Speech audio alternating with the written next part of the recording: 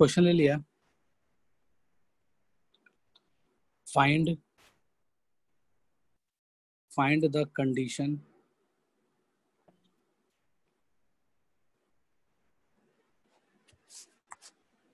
for which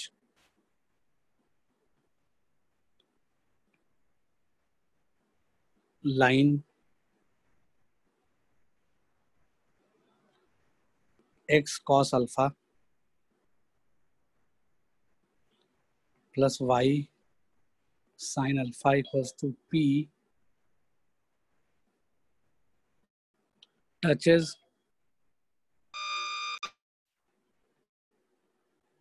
parabola y square equals to 4a times of x plus a। ठीक है, ये question है। तो देख लो कैसे करेंगे। अपने को क्या करना है, ये लाइन पैराबोला है, दूसरे मतलब पैराबोला पे टेंजेंट है ये लाइन। ठीक है, तो इसके बहुत सारे तरीके हो सकते हैं। तो तरीका नंबर 1 जो दिमाग में आएगा, अगर तुम्हारे दिमाग में ये आ रहा है कि y square equals to 4ax, capital X किसको बोल दिया, x प्लस ए को बोल दिया। तो y square equals to 4ax parabola के लिए जो इक्वेशन ऑफ टेंजेंट आएगा वो क्या आ जाएगा, y square sorry y equals to mx plus a by m. तो हमने x प्लस ए को क्या बोल दिया, कैपिटल x बोल दिया, एक ही है ना। तो एक्चुअली में इक्वेशन क्या बन जाएगा, y equals to m times of x plus a, capital x की जगह पे क्या आ जाएगा, x प्लस ए आ जाएगा, प्लस a बाई एम। ठीक है, समझा रहा होगा बात। ओके, इसको थोड़ा अच्छे से लिख लिया। तो क्या मिल गया, y equals to mx plus am plus a by m, ऐसा कुछ आ गया। सही है, टेंजेंट का क्वेश्चन क्या आ गया, ये आ गया। बट बोल रहा है कि ये लाइन टेंजेंट है ना। तो बोल क्या रहा है कि टेंजेंट जो है वो y equals to minus cos alpha by sine alpha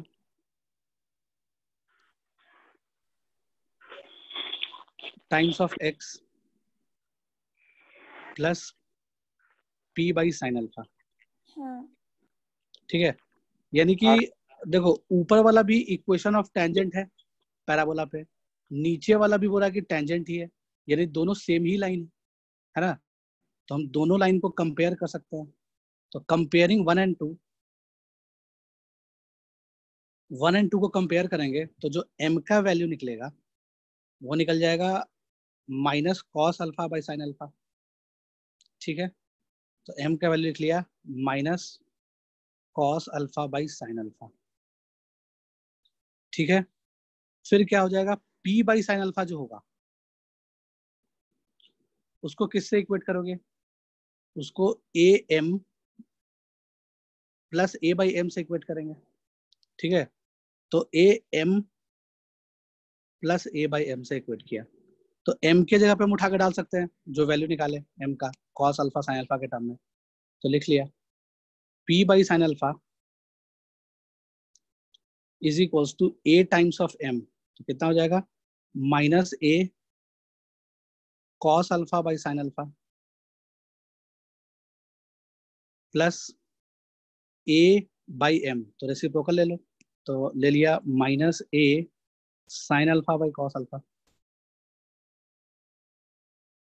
ठीक है, यही कंडीशन, इसको थोड़ा सा मैनिपुलेट करोगे तो चीजें सिंपल हो जाएगी।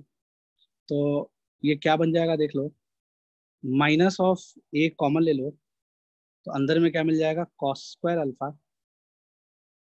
Plus sine square alpha divided by sine alpha into cos alpha divide by sine alpha into cos alpha, यही आना चाहिए। ठीक है, तो साइन अल्फा से साइन अल्फा कैंसिल। ठीक है, तो P इक्वल्स टू माइनस ए और cos square plus sine square की वैल्यू 1 आ गई, तो minus A by cos alpha आ गया। तो हम यहाँ से लिख सकते हैं P इक्वल्स टू, सॉरी क्या प्रूव कर रहा था कंडीशन, तो आ गया A equals to minus P cos alpha. तो ये हो गया कंडीशन। ठीक है, समझ में आया बात? हाँ सर। तो इस क्वेश्चन को करने का नेक्स्ट तरीका जो है, मेथड 2 लिख लिया।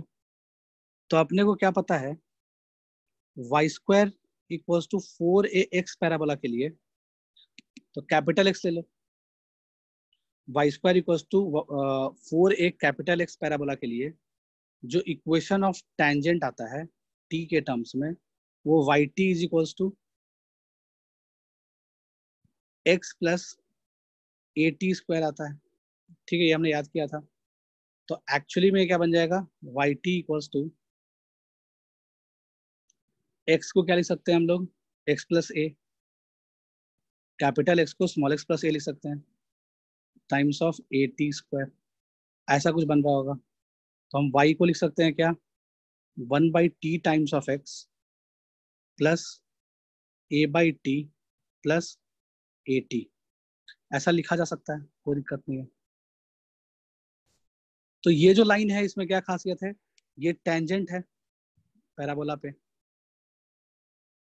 पैराबोला पे कोई भी टेंजेंट होगा तो वो इसी स्ट्रक्चर का होगा, उसमें टी पैरामीटर होगा, टी बदलेगा टेंजेंट इक्वेशन बदलेगा।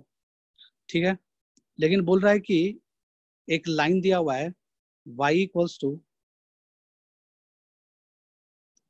Minus cos alpha by sine alpha times of p, sorry times of x plus p by sine alpha. ठीक है, ऐसा कुछ दिया हुआ है लाइन का इक्वेशन।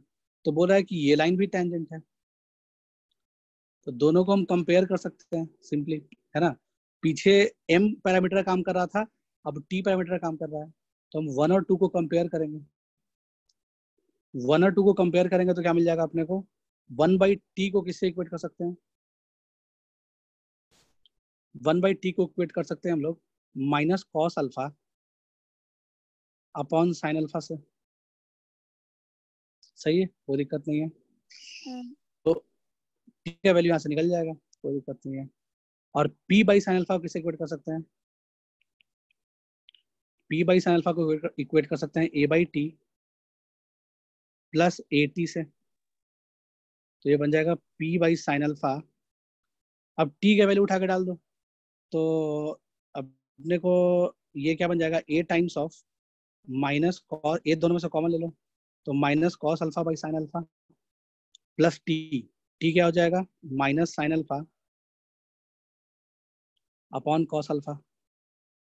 माइनस कॉमन लेंगे तो प्लस प्लस बाहर एक माइनस आ जाएगा। ठीक है, तो घूम फिर के वही बनने वाला है, क्या बन जाएगा, p upon sine alpha is equals to minus a times of cos square alpha plus sine square alpha divided by sine alpha into cos alpha. Sine alpha से साइन अल्फा कैंसिल हो जाएगा। ठीक है, तो वैल्यू क्या मिल जाएगा, p equals to minus A by cos alpha. तो यहाँ से लिख सकते हैं a equals to minus P cos alpha. ठीक है, समझाया बात?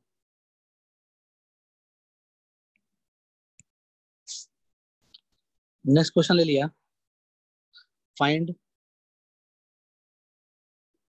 The equation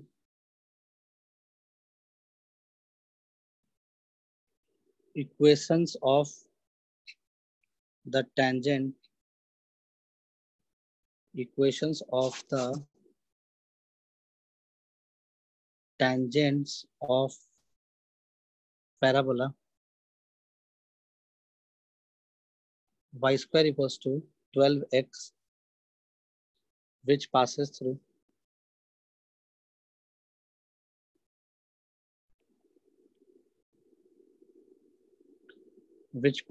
through the point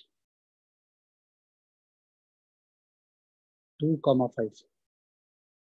ठीक है, तो देख लेते हैं क्या करना है इसमें।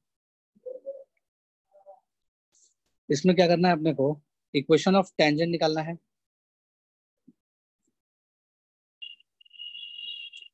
इसमें बोल क्या रहा है,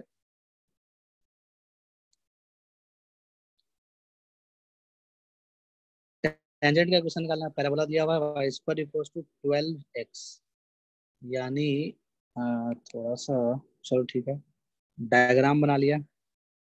पैराबोला है y square equals to 4 × 3 × x, तो a का वैल्यू 3 दिख रहा है अपने को, ठीक है, ओके। और इस वाले पैराबोला पे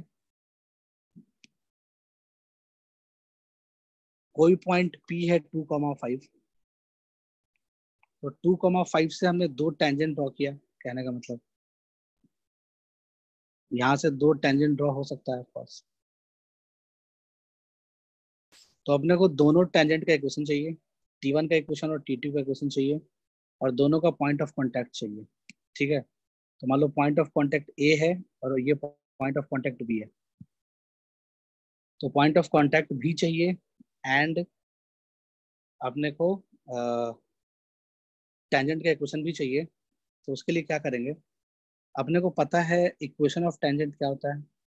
equation of tangent to the parabola y square equals to 4x is equals to yt equals to x plus at square, ठीक है। x का काम कौन कर रहा है, अच्छा सॉरी x तो x ही रहेगा, at स्क्वायर a का काम 3 कर रहा है, तो 3t स्क्वायर ऐसे लिख सकते हैं, कोई दिक्कत नहीं है, ठीक है। अब इस वाले इक्वेशन को, है ना, ये क्या हो गया, इक्वेशन ऑफ एनी टेंजेंट, इसको क्या बोलोगे, equation of any tangent at point T, T point पे जिसका पैरामीटर टी हो, जिस जिस पॉइंट का पैरामीटर टी हो उस पॉइंट पे टेंजेंट का इक्वेशन लिखेंगे तो ऐसा ही आएगा, ठीक है। और ये 2,5 से पास कर रहा है, तो हमने इसमें 2,5 को सेटिस्फाई करा दिया। तो जब हम 2,5 को सेटिस्फाई कराएंगे तो 5y इक्वल्स टू, सॉरी क्या लिख रहे हैं, 5t equals to 2 + 3t square, तो ये t में एक क्वाड्रेटिक मिल गया, तो क्या मिल जाएगा, 3t square -5t + 2 equals to 0, ठीक है। तो इसको हम जब फैक्टराइज करेंगे तो देखते हैं टी का वैल्यू क्या आ जाएगा, 3t square -5t + 60, sorry -60 + t लिख दिया इसको, +2 = 0, तो 3t कॉमन लेंगे तो मिल जाएगा t, सही है क्या, 6 आना चाहिए। तो देखो मेरी टर्म स्प्लिटिंग सही है, 3t कॉमन लेंगे तो t -2 आना चाहिए, हाँ। यहाँ -2 तो नहीं बन पाएगा।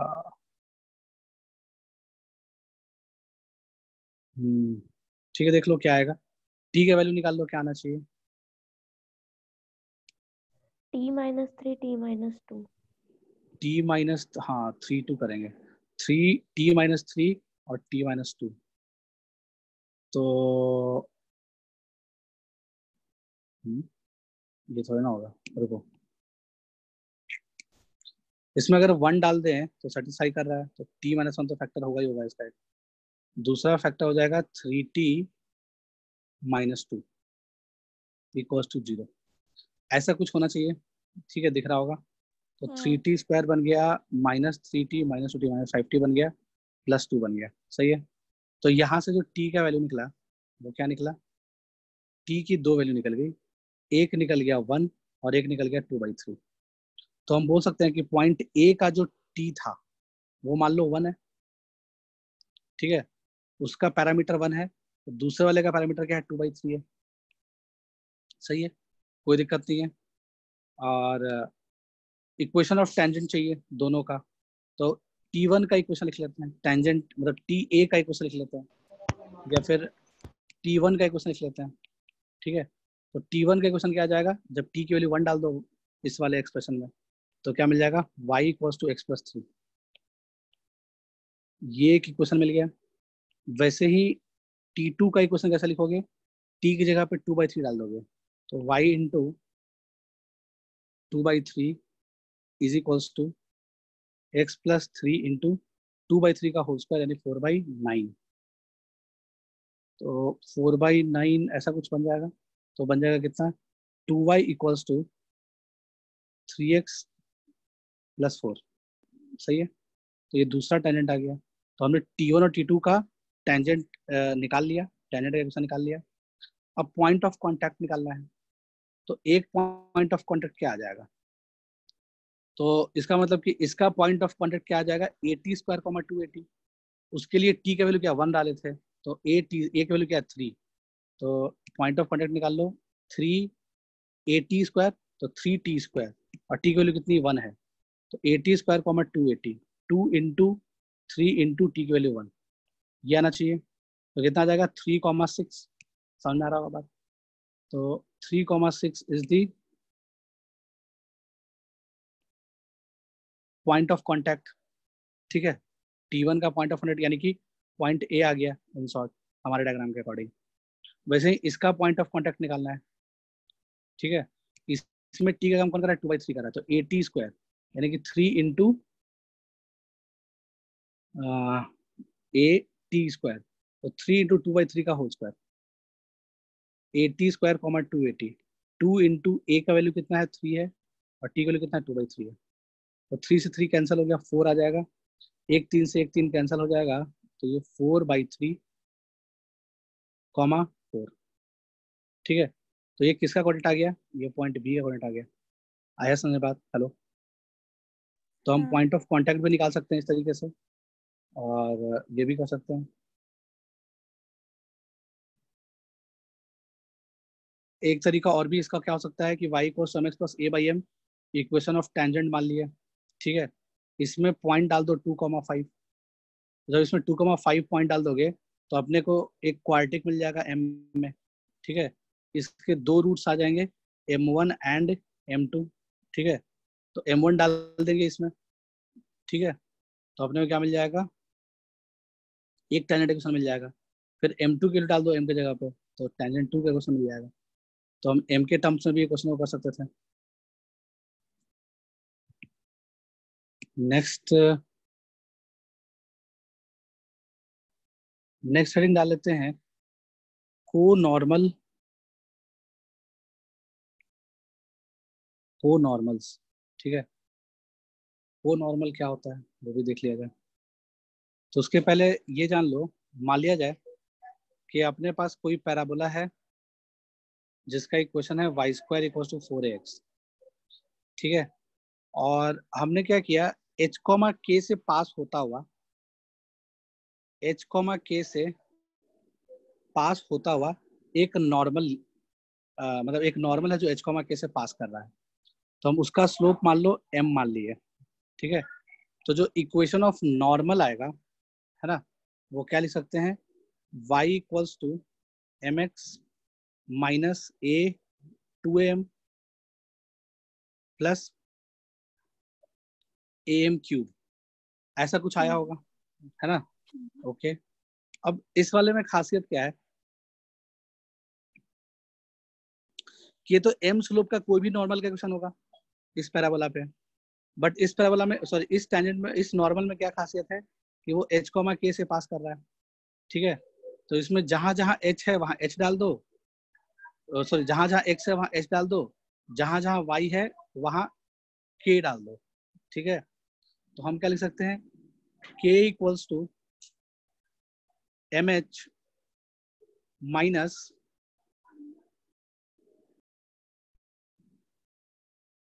-2am प्लस am³, ऐसे लिख सकते हैं। तो h के तो एक नोन नंबर है, कांस्टेंट नंबर है, तो ये m में क्यूबिक इक्वेशन दिख गया। ठीक है। अगर हम इसको अच्छे से लिखें तो कैसा दिखेगा, ये दिखेगा a times of m³ plus h minus 2a times of m minus k = 0। सही है, कोई दिक्कत नहीं है, समझ में आ रहा होगा बात। तो हमने क्या किया, ऐसा कुछ लिख लिया। तो इस क्यूबिक का जो सम ऑफ रूट्स आ रहा हो, मतलब इसमें 3 रूट आ रहे हैं, यानी ये क्या बता रहा है, ये क्या बता रहा है कि ये एम में क्यूबिक इक्वेशन आ गया। इसका मतलब कि h, k से पास होने वाला है ना मैक्सिमम 3 नॉर्मल हो सकता है। तो एक का स्लोप m1 हो जाएगा, एक का स्लोप m2 हो जाएगा और एक का स्लोप m3 हो जाएगा। यानी इस क्यूबिक इक्वेशन के जो 3 रूट्स होंगे, इस क्यूबिक इक्वेशन के जो 3 रूट्स होंगे है ना, उन तीनों का जो स्लोप आएगा, एक का स्लोप m1 आ रहा होगा, तो एक का स्लोप m2 आ रहा होगा और एक का स्लोप m3 आ रहा होगा। तो यहाँ से ये समझ में आया कि किसी पॉइंट से एक पैराबोला पे मैक्सिमम 3 नॉर्मल खींचे जा सकते हैं। यहाँ से ये समझ में आ गया कि किसी पॉइंट h, k से एक पैराबोला पे मैक्सिमम 3 नॉर्मल खींचे जा सकते हैं, जिसमें से एक का स्लोप m1 हो जाएगा, एक का स्लोप m2, एक का स्लोप m3, और ये m1, m2, m3 इस वाले क्यूबिक एक्सप्रेशन का क्या होगा, रूट्स होगा। बात यानी कि इससे ये समझ में आ गया कि 3 से ज्यादा रूट तो हो नहीं सकता है इस क्यूबिक इक्वेशन का। तो अगर इस क्यूबिक इक्वेशन का 3 से ज्यादा रूट नहीं हो सकता है, इसका मतलब कि 3 से ज्यादा नॉर्मल में भी नहीं खींचा जा सकता है। समझ में आया बात? ठीक है। अच्छा, कोई भी क्यूबिक इक्वेशन का कम से कम एक रूट रियल जरूर होता है ना। इसका मतलब कि पॉइंट चाहे कहीं भी हो, h, के कहीं भी कोई पॉइंट हो, तो वहां से कम एक नॉर्मल तो खींच ही सकते हैं फॉर श्योर।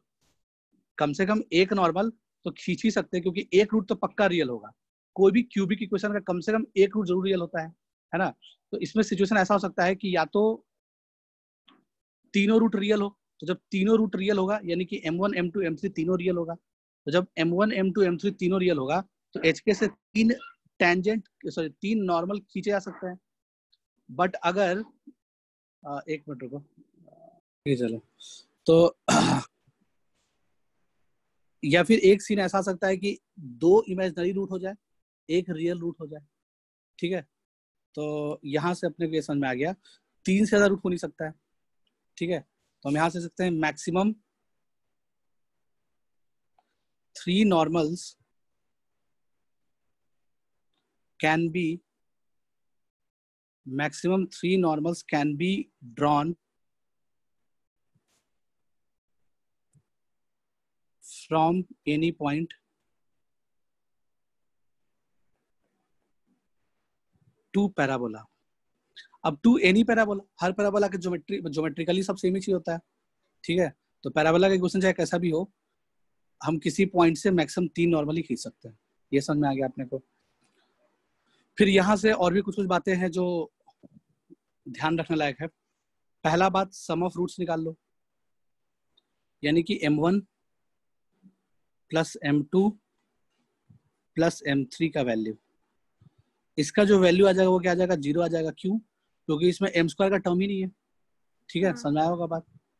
ऐसा कोई भी पोइनोमियल, क्यूबिक पोइनोमियल जो इस तरह से लिखा हुआ हो, ax cube plus bx square plus cx plus d equal to 0, तो इसका जो सम ऑफ रूट्स आता है यानी समेशन अल्फा जो आएगा वो क्या आ जाएगा, माइनस बी बाई ए।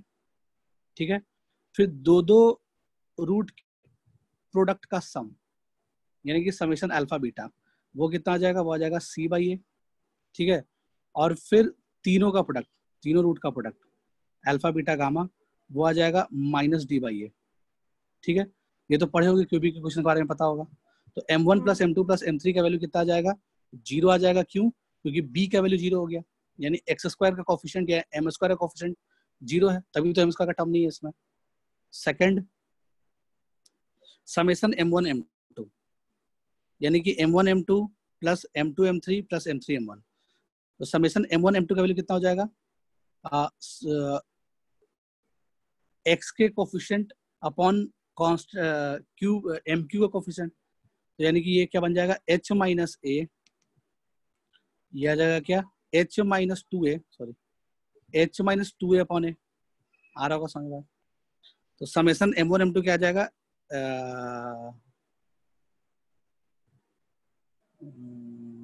ठीक है, तो ये आना चाहिए h माइनस 2a अपॉन ए।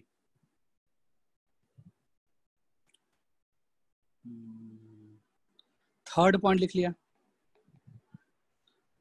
m1 into m2 into m3, m1 into m2 into m3 क्या हो जाएगा, माइनस टाइम्स ऑफ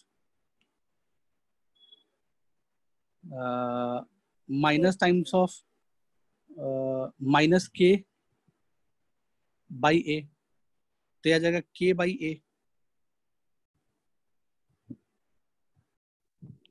तो यहाँ पे एक चीज गलती हुआ है, क्या गलती हुआ है बोलो? यहाँ माइनस ए एम क्यूब होता है फॉर्मूला में, कोई कुछ बोला ही नहीं, बोलना चाहिए था पहले। ठीक है, यहाँ माइनस आ जाएगा, कहाँ माइनस आ जाएगा? यहाँ माइनस ए एम क्यूब। तो देखो हर जगह प्लस माइनस का गड़बड़ आ गया है, बट चीजें सेम ही है, कोई दिक्कत नहीं है। तो यहाँ अगला वाला स्टेप में भी क्या आ जाएगा? माइनस आ जाएगा।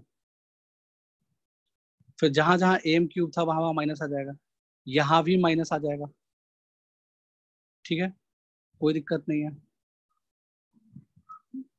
यहाँ माइनस आ जाएगा। और क्या आ जाएगा चेंजेस? या फिर जब वहां ए एम क्यूब में माइनस आ जाएगा, ऐसा कर लो, चलो ए एम क्यूब में माइनस जब आ जाएगा, या चलो ठीक है, सही सही था, ज्यादा फिर कैलकुलेशन नहीं करना पड़ा। यहाँ भी माइनस आना चाहिए, माइनस ए एम क्यूब आना चाहिए। तो सर हर वो जगह डिवाइड सेकंड में, वाले में भी माइनस आएगा ना? कौन सा सेकंड वाले में? मतलब हमने क्या प्लस ए एम क्यूब लिख दिया था, लिखना क्या था? Minus a m cube. तो जहां जहां भी ए एम क्यूब लिखा हुआ था प्लस ए एम क्यूब, वहां वहां माइनस ए एम क्यूब लिख लिया। ठीक है, कोई दिक्कत नहीं है, बाकी कोई गलती नहीं, सब सही चल रहा है। फिर अब क्या कर लोगे? कोफिशिएंट से डिवाइड करोगे तो माइनस ए आ जाएगा यहाँ पे, यहाँ भी नीचे माइनस ए आ जाएगा। तो थोड़ा सा बस चेंज किया जाएगा, वो ये आ जाएगा कि इसको लिख सकते हो, ठीक है, समझ में आया कि नहीं आया? हेलो, सही है, कोई दिक्कत नहीं है। बस जहां जहां प्लस एम क्यूब लिखा हुआ था वहां वहां माइनस एम क्यूब करना। ठीक है, तो चीजें सब सेम आ जाएगी, तो कोई दिक्कत नहीं आएगा। माइनस एम क्यूब आ जाएगा तो एम क्यूब के कोफिशिएंट से डिवाइड करेंगे, तो यानी माइनस ए से डिवाइड करेंगे। इसका मतलब किससे डिवाइड करेंगे? माइनस ए से डिवाइड करेंगे, तो कहानी कुछ ऐसा बनेगा। ठीक है, तो अब जो एक्सप्रेशन बनेगा वो देख लो, ये बन जाएगा हमारा 2a माइनस एच अपॉन ए बराबर, ये बन जाएगा माइनस के बाई ए, ये बन जाएगा माइनस के बाई ए। ठीक है, तो ये तीनों वैल्यू याद रखो तो अच्छी बात है। अगर याद नहीं रखते हो तो कम से कम एम ए क्यूबिक बना के ये लिखने आना चाहिए, बहुत सारे क्वेश्चन हो जाएंगे इस पर। ठीक है, तो ये तीनों बात याद रखना है, कोई दिक्कत नहीं है। ठीक है, तो ये 1 2 3 करके जो लिखा हुआ है ये बात एग्जैक्टली याद होना चाहिए। अच्छा, इसी में एक चीज और जान लो, एक चीज और क्या जान लोगे कि अगर हम इसी में टेंजेंट का इक्वेशन लिखते, पहले इतना कॉपी कर लो उसके बाद करते हैं। कर लिए क्या कॉपी? हाँ। नहीं सर, 2 मिनट। हाँ लिख लो लिख लो। फिर टी के टर्म्स में भी ला सकते हैं सेम चीज, जो काम एम के टर्म्स में किए अगर हम टी के टर्म्स में लिखते तो भी ये चीज ला सकते थे, कोई दिक्कत नहीं था। चलो सेम काम अब टी के लिए कर लेते हैं, कोई दिक्कत नहीं है। सेम काम टी के लिए कर लिया जाए, वैसा ही कहानी है। कहानी सेम चल रहा है। कहीं कोई पॉइंट पी होगा जिसका एच कॉमा के, एच कॉमा के से हमने एक नॉर्मल ड्रॉ किया। ठीक है, तो नॉर्मल का इक्वेशन क्या लिख सकते हैं हम लोग? y equals to minus t x plus 280 plus A T cube. ठीक है, अब इसमें क्या कर लोगे? एच के पॉइंट डाल दोगे। अगर इसमें एच के पॉइंट डालेंगे तो k equals to minus H T plus 280 plus A T cube आ जाएगा। सही है, कोई दिक्कत ना, कोई चीज नहीं है। तो यहां से लिख सकते हैं A T cube plus 2a minus H times of T minus के इक्वल्स टू 0। सही है, A T cube plus 2a minus H times of T minus के इक्वल्स टू 0। ये टी में क्यूबिक आ गया है ना, इसका मतलब कि एक रूट इसका T1 आ सकता है, एक T2 आ सकता है, एक T3 आ सकता है। तो इसका मतलब कि मैक्सिमम 3 ही पॉइंट आ सकता है। यानी पॉइंट P से अगर हम नॉर्मल ड्रॉ करें तो ये जहां पे नॉर्मल गिरेगा ऐसे 3 पैरामीटर मैक्सिमम आ सकते हैं। यानी कि एक का T1 होगा वैल्यू, एक का पॉइंट T2 होगा तो एक का पॉइंट T3 होगा। समझ में आया बात? ठीक है, तो समेशन ऑफ T1 अगर इसमें बात किया जाए, समेशन ऑफ T1 मतलब T1 plus T2 plus T3 वो 0, सही है।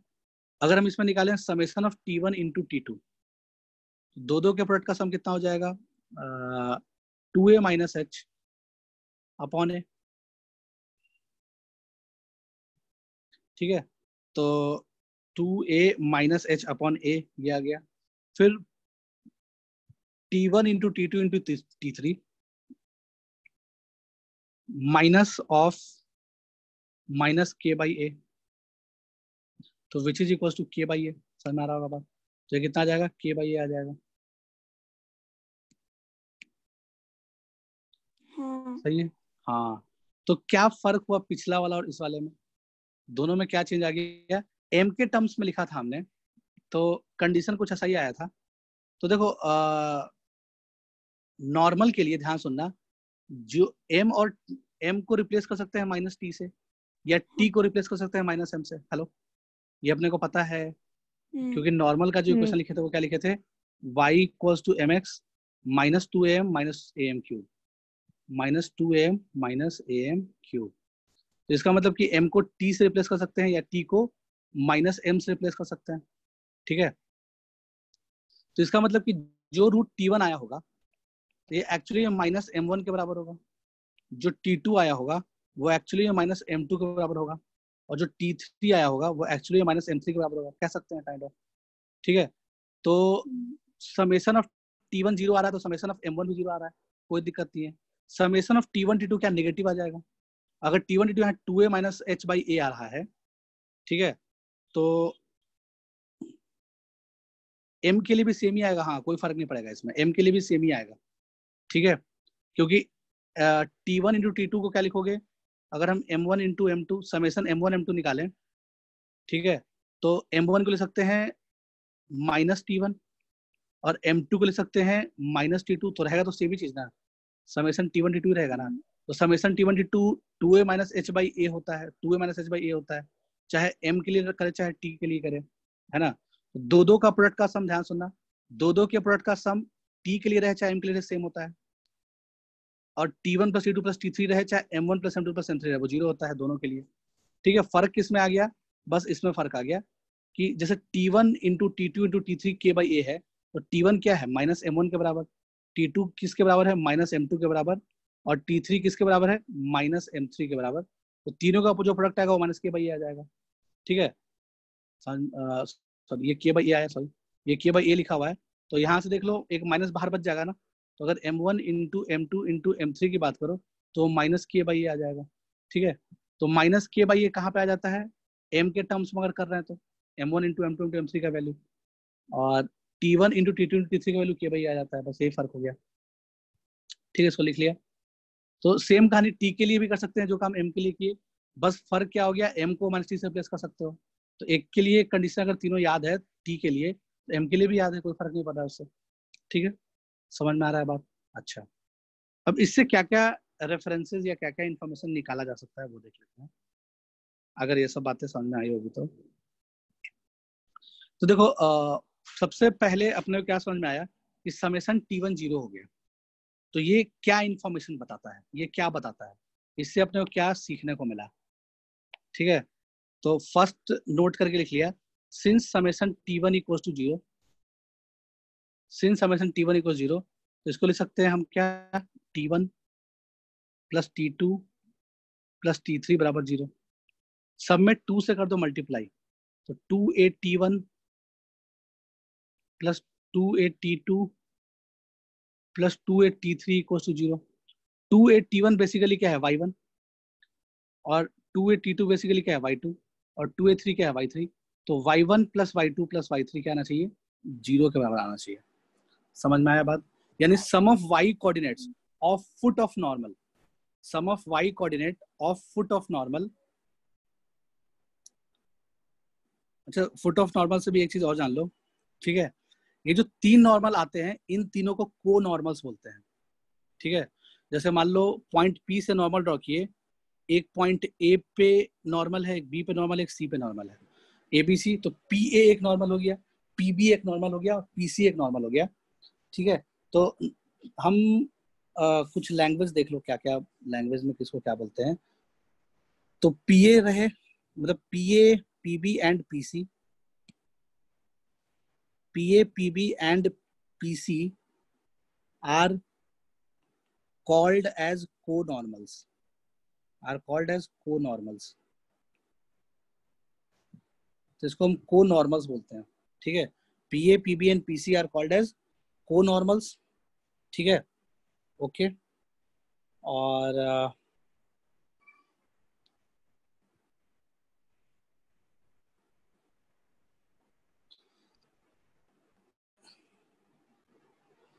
फिर ABC को क्या बोलेंगे?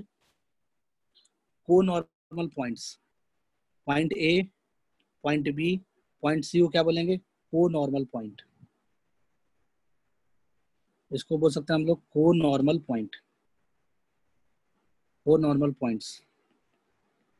या फिर इसको बोल सकते हैं फिट ऑफ को-नॉर्मल। इसको और बोलने का तरीका क्या है? Feet of conormals. समझ आया बात? आ गया होगा। तो ये जस्ट टर्मिनोलॉजी, इसको ध्यान रख लिया। को-नॉर्मल किसको बोलते हैं और फिट ऑफ को-नॉर्मल बोलो या को-नॉर्मल पॉइंट्स बोलो, है ना, ऐसा कुछ हो गया। ठीक है, समझ आया बात? तो मान लो कि पैराबोला पे कोई भी 3 पॉइंट है, तो ए का जो कोऑर्डिनेट आया होगा वो a_t1 स्क्वायर 2a_t1 आया होगा।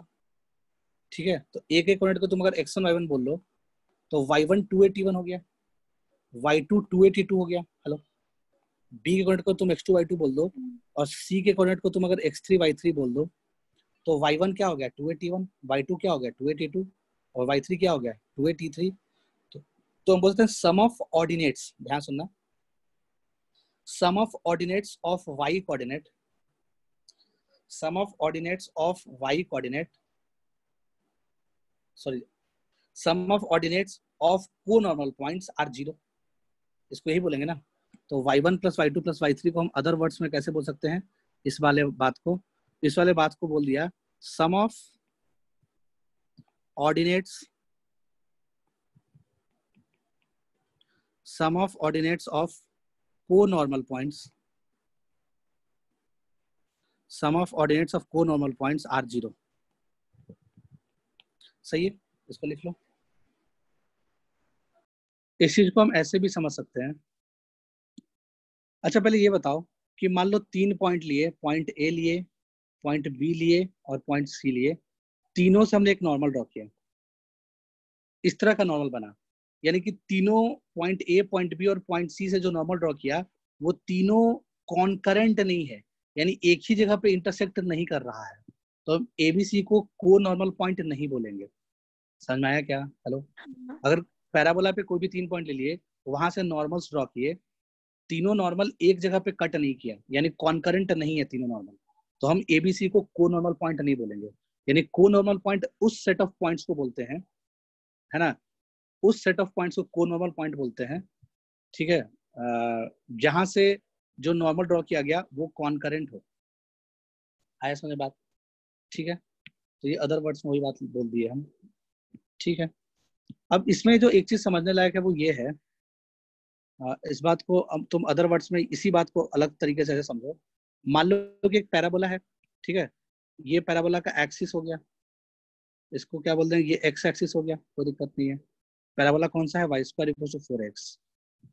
इस पे 3 को नॉर्मल पॉइंट ले लिया, एक पॉइंट ए ले लिया, एक पॉइंट बी ले लिया, एक पॉइंट सी ले लिया। ये तीनों को नॉर्मल पॉइंट है, यानी कि यहाँ से जो नॉर्मल ड्रॉ किया गया वो कॉन्करेंट है। ठीक है, तो अगर मान लो इस तीनों को ज्वाइन करके अगर हम एक ट्रायंगल बनाएं, तो अपने को एक ट्रायंगल एबीसी मिलेगा, ट्रायंगल एबीसी मिलेगा, सही बात है। उसका जो सेंट्रॉइड आएगा, इस ट्रायंगल का जो सेंट्रॉइड आएगा वो क्या आ जाएगा? वो आ जाएगा x1, उसका coordinate x1 plus x2 plus x3/3 comma y1 plus y2 plus y3/3, वो तो 0 हो जाएगा। हेलो, हाँ। क्यों? क्योंकि y1 plus y2 plus y3/3 तो 0 है। इसका मतलब कि जो सेंट्रॉइड ऑफ ट्रायंगल एबीसी होगा, को नॉर्मल पॉइंट्स को वर्टाइसेस मान के जो ट्रायंगल बन रहा है उसका सेंट्रॉइड एक्सिस ऑफ पैराबोला पे लाई करता है। हेलो, आया समझ में बात? आया कि नहीं आया? तो हम बोल सकते हैं हाँ। क्या, यहाँ से बोल सकते हैं कि सेंट्रॉइड ऑफ, अब देखो ये चूंकि y square equal to 4x के लिए अगर ये ज्योमेट्रिकल प्रॉपर्टी ट्रू है तो पैराबोला चाहे कोई भी हो सबके लिए ट्रू होगा, है ना? तो हमने प्रूफ किया y square equal to 4x के लिए, बट ये ट्रू तो हर पैराबोला के लिए होगा, है ना? क्या होगा ट्रू? तो centroid of triangles, centroid of triangle, centroid of triangle with vertices as co-normal points, centroid of triangle with vertices as co-normal point, vertices as co-normal points will lie on axis of parabola, will lie on axis of parabola। तो मान लो तुम्हें एक oblique parabola दे दिया, मान लो तुम्हें कोई एक oblique parabola दे दिया, इस ऑब्लिक पैराबोला, पैराबोला का एक्सिस कुछ भी हो सकता है, मतलब कोई लाइन है पैराबोला का एक्सिस, मान लो 2x plus 3y plus 4 equal to 0। तो बोल दिया कि कोई 3 पॉइंट है हवा में, point A, point B, point C, ठीक है? और इन तीनों से जो नॉर्मल ड्रॉ कर रहे हैं वो एक ही जगह पे कॉन्करेंट है, यानी कि कोनॉर्मल पॉइंट है। तो जो ट्रायंगल एबीसी है उसका जो सेंट्रॉइड है, ट्रायंगल एबीसी का जो सेंट्रॉइड है वो, मान लो सेंट्रॉइड जो है वो, मान लो उसका सेंट्रॉइड गिवन है suppose alpha comma alpha square, या अल्फा कॉमा अल्फा प्लस 2, ऐसा कुछ लिखा हुआ है। Find the value of alpha. तो इसका मतलब कि अल्फा कॉमा अल्फा प्लस 2 जो है वो इस लाइन को सेटिस्फाई करेगा, तो वहां से अल्फा की वैल्यू निकल जाएगी। हेलो, क्वेश्चन फ्रेम किया जा सकता है इस तरह का, वो अच्छा क्राइटेरिया क्वेश्चन कहलाएगा, कह सकते हो काइंड ऑफ, इस प्रॉपर्टी को यूज करके कि एबीसी को नॉर्मल पॉइंट दे दिया और बोल दिया कि उसका जो सेंट्रॉइड है उसके coordinate alpha comma alpha plus 2 है, तो find the value of alpha, और एक्सिस का इक्वेशन दिया हुआ है पैराबोला का, ठीक है? तो हम एक्सिस में अल्फा कॉमा अल्फा प्लस 2 को सेटिस्फाई करा के अल्फा को निकाल सकते हैं। तो ऐसे क्वेश्चन बन सकते हैं इस प्रॉपर्टी पर, ठीक है? लिख लो।